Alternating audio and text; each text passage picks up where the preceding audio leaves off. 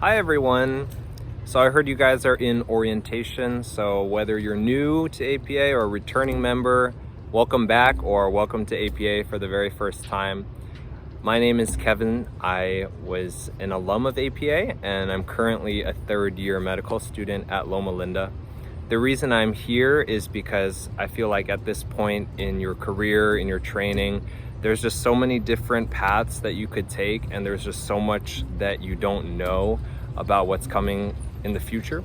And so I'm hoping that by being here and being available, that I can answer some of your questions about what to expect for the future, or to get a better idea of what the different careers are like.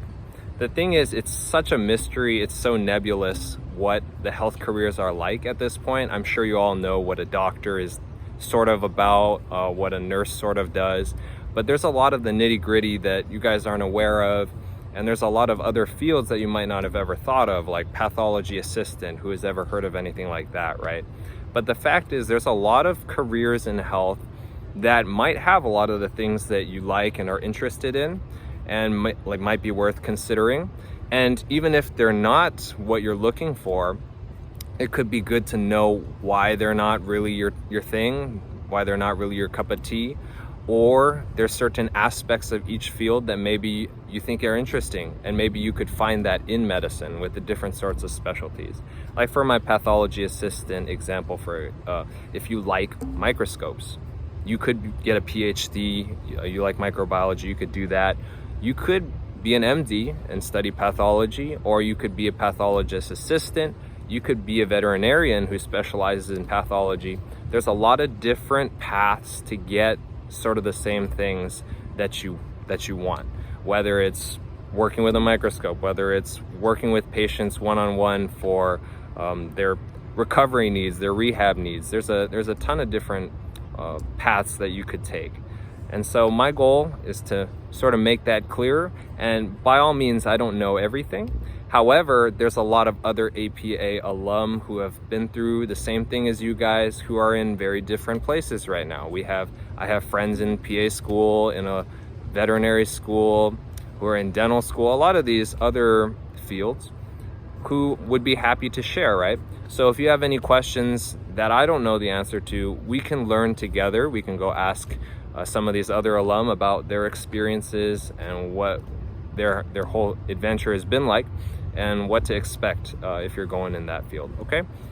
So that's sort of the quick and dirty of why I'm around.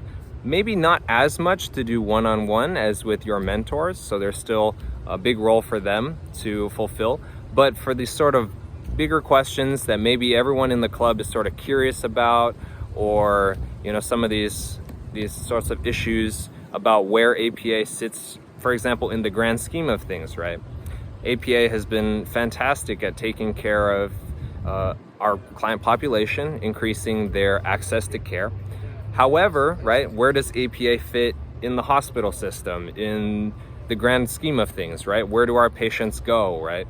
These sorts of questions, we can also explore those together. So there's a lot of different areas that we could go down, and I'm always happy to hear what you guys have to say.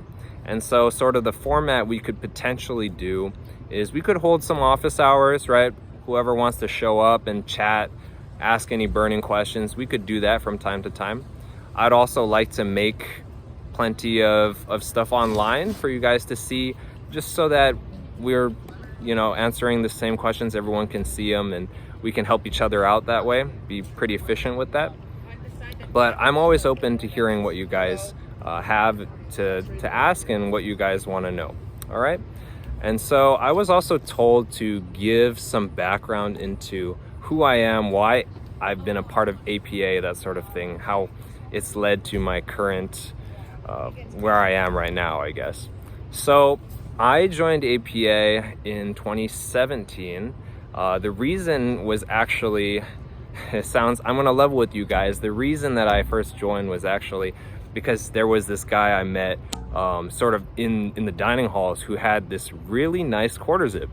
And I was always wondering, how can I get involved? That looks really cool. But also during our conversation, just hearing about what it means to be in a profession where we take care of people, or in a profession where we use life sciences and biology and we get to use it from day to day and sort of make an impact on other people's lives. I thought that was fascinating.